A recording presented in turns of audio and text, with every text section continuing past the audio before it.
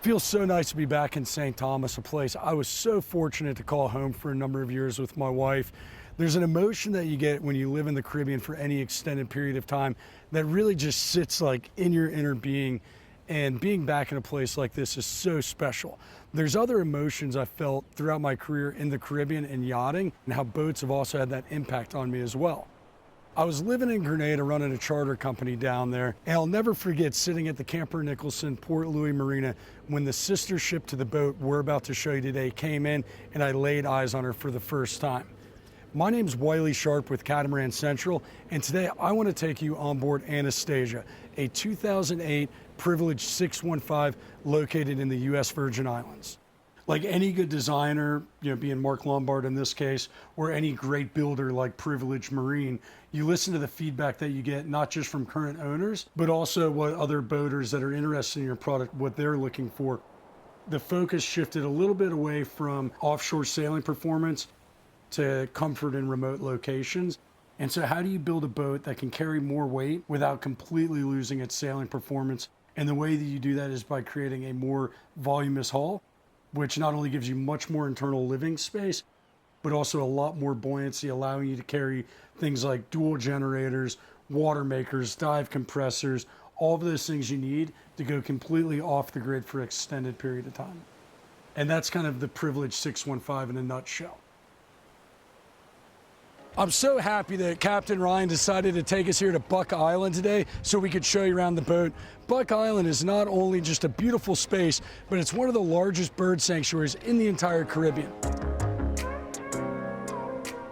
We're going to begin the tour today on the foredeck, and before we get there, I just wanted to point out how wide these weather decks are and how nice that stainless handrail moving all the way forward is, giving you plenty of safety and security as you make your way to the foredeck. There's so much going on up here on the foredeck that we have to discuss. First thing that I want to talk about is the set of sails on board this Privilege. Not only do we have a Code Zero out on a massive bowsprit, we also have a Genoa, a staysail, as well as a fully battened mainsail.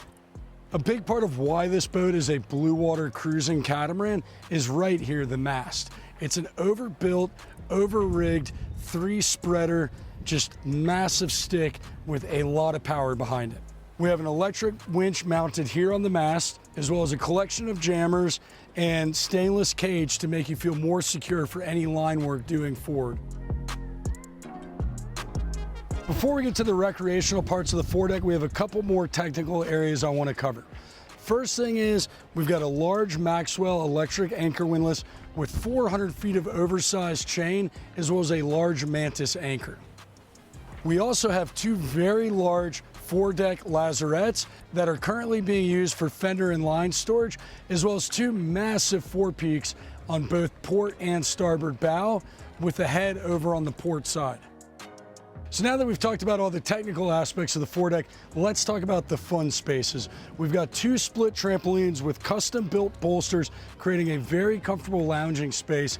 And simple things like a headrest on the daybed is a clear example of how well thought out every component of this boat has been. One last detail to show you all before we make our way to the Flybridge are these 7 solar panels, which really do help with keeping the batteries topped up, especially when the boat is stored for the off-season.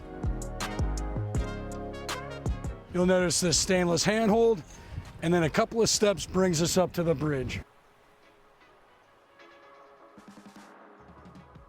A really unique and special thing about the Privilege 615 that's often not seen today in catamarans under 70 feet is the twin helm arrangement. I love this not just from a sailing standpoint, but also a close quarter maneuvering standpoint. This is a really powerful Bluewater sailing boat that absolutely moves through the water, and you wouldn't be able to do that without the proper gear to handle those types of loads. So she's got all electric Antal winches. On the starboard side, we have one of the two secondary winches, which are used to manage either the staysail, the Genoa, or the Code Zero. Just next to the port helm, we have the main sheet winch, as well as the traveler winch. You've got jammers on the lines, so it is possible to manage the winch usage depending on your needs at that current moment. The consoles at the twin helms are almost identical. The only subtle difference is here on the port side, which is considered the primary helm, We do have some 12-volt switches as well as a Fusion stereo control. But don't worry, the Fusion system does interface with the BNG electronics, so you can control it from the starboard helm as well.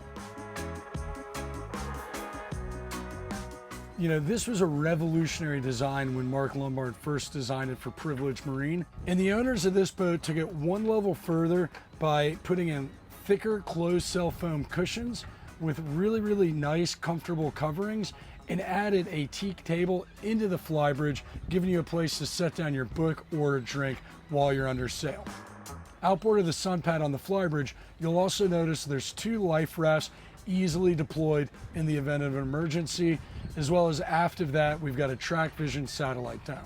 From the factory, the Privilege 615 came with a really limited bimini top over each helm. The owner of this boat had this beautiful full bimini top that not only covers the entire helms, but also covers half of the sun pad, and it's also fully enclosed with isinglass.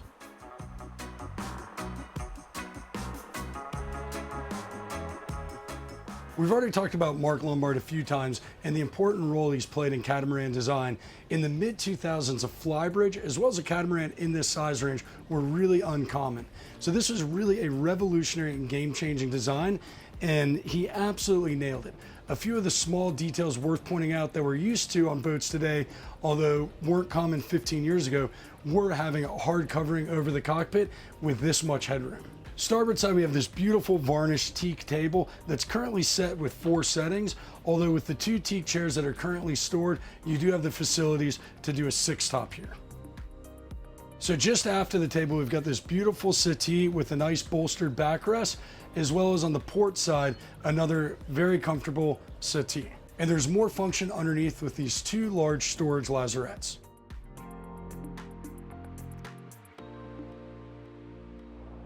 There are also isinglass side enclosures in the cockpit, which when you're sailing in this part of the world really helps keep all of the rain out while at anchor. Last thing of note worth mentioning in the cockpit is the JL system found throughout the boat.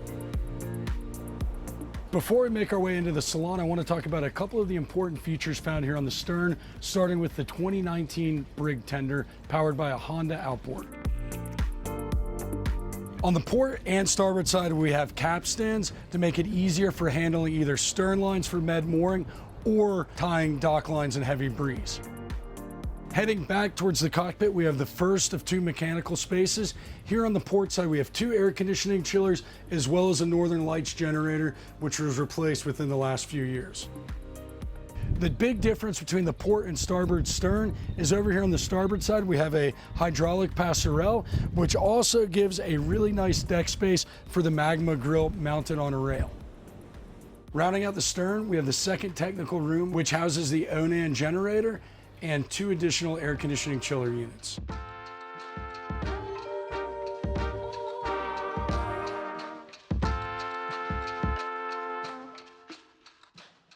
So we've already talked about some of the key characteristics that Marc Lombard drew into the Privilege 615, and equally important to those Bluewater sailing capabilities are the livability of the interior of the boat. Before we talk about these 2 distinct areas to relax in the Salon, I want to start here port aft with the navigation center.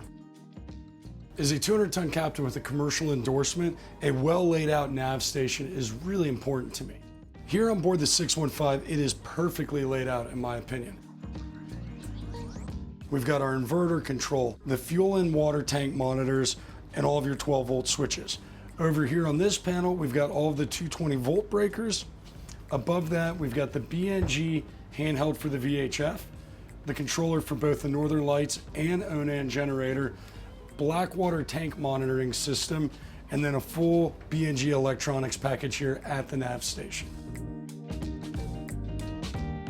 So in addition to being well laid out, it's also extremely functional with storage underneath the desk, storage underfoot, and then a large storage area that's currently housing a printer, making it very easy for filling in those customs forms on your computer and then printing them out. As we continue clockwise around the Salon, we've got our first seating area, which is an indoor dining settee for up to 8. Hidden bottle storage behind. Something really important is having not just this large settee, but also a little bit more intimate place, somewhere where you can have your coffee in the morning, hors d'oeuvres at night, or where your kids can play with Legos or set up a pillow fort. And we've got that here on the starboard forward side. In between the two settees, we have an AV cabinet, which also has storage for those Legos, as well as a drawer down below for more storage. Now, continuing clockwise around the salon, we've got a large Samsung television with full surround sound, and we've got the wet bar here with a beautiful granite countertop. In addition to having a refrigerator and ice maker, there is also ample storage for all of your glassware, mixers, anything else you'd like to store up here on the bridge deck level. Down here on the floor, these two panels access some of the massive underfoot storage here in the salon.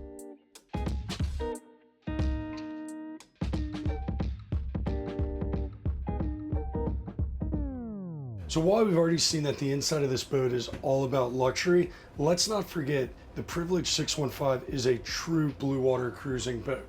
For me, one of the most important things while cruising out in the middle of nowhere or offshore is a functional, usable galley. We have absolutely everything either the home chef or professional chef needs to put out some of the finest food at sea. There's three really important functions in this galley that are perfectly set up. When it comes to actual meal prep, we've got so much counter space here on the granite countertop, as well as on either side of this huge 4-burner gas cooktop. We have not one, but 2 convection ovens on board. Now, once you get done preparing that meal, enjoying it with your family and friends, unfortunately, we always get to that cleanup phase in the night. They replaced the tiny dual basin sink and put in a massive single basin sink that'll fit even the largest pot or pan. It's also got a garbage disposal, something you never see on a 61-foot catamaran, as well as a restaurant cleanup style faucet, making cleanup even easier. If you do need an extra set of hands to do your dishes, we've also got a full-size dishwasher on the inboard side. So there's no point in having these great features like a good cooktop or dishwasher if you don't have the place to store all of your provisions, whether you're in the BVIs or French Polynesia. On board Anastasia, we've got a fridge and freezer in the galley, and then right behind me, we've also got another fridge and freezer. I also love that the counters down here in the galley match the simulated stone counters up at the wet bar. While a 61-foot catamaran is a large catamaran, it still does fall under the category of an owner-operator vessel. The reality is, though, 85% of the people that would buy a boat like this would have crew, which makes having a crew cabin forward of the galley great, not only for privacy for the guests, but also privacy for the crew, so everybody can kind of get away at night and have their own space to retreat to. On the inboard side, we have a queen bed with bookshelves above, and then a television in the corner. And just forward of that space, we have the crew head, as well as an additional storage forepeak that is very similar to what we showed you on the port side in terms of storage volume.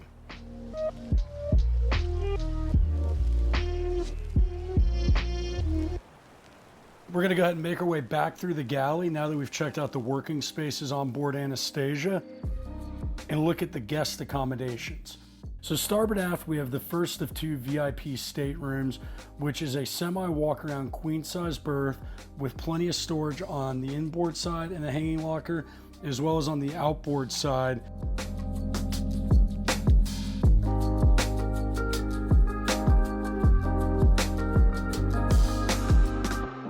We're going to make our way across the salon and check out the port aft stateroom, which is a mirror of the starboard aft stateroom, and then save the master for last.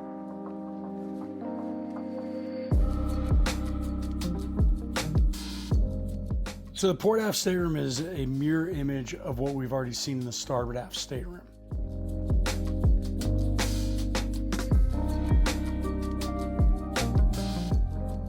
Inboard, we've got a really nice large shower.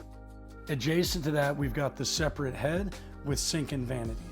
Real quickly too, I'd like to point out in these aft cabins are both Yanmar diesels, which were repowered in 2019. On the port side, we also have the washer dryer located in the companionway. Privilege to this day is one of the only manufacturers that actually puts the master up on the bridge deck.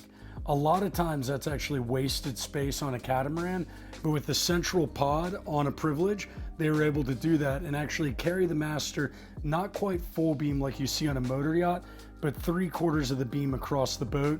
And with a beam over 30 feet, the scale of this space is really hard to understand until you step on board. So as we make our way in, we've got the head on the outboard side, and then an entire wall of head to floor storage. Now that in and of itself is very impressive from a cruising standpoint, but it's when you go through that forward bulkhead and you've got your seating area there with a lot of natural light coming in through the window, hanging locker on the outboard side, hanging locker on the inboard side, you know that you've entered a really special, large and unique space. From there, a few steps up brings you to the king size, fully walk around berth with plenty of natural light that comes through the overhead hatches, as well as a nice TV console with a flat screen TV.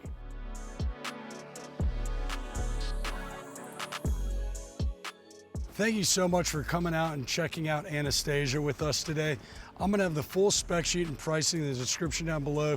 If you have any more questions, please leave a comment, shoot me an email, or if you're interested in chartering a boat like Anastasia, please leave a comment down below or reach out to my beautiful wife, Laura.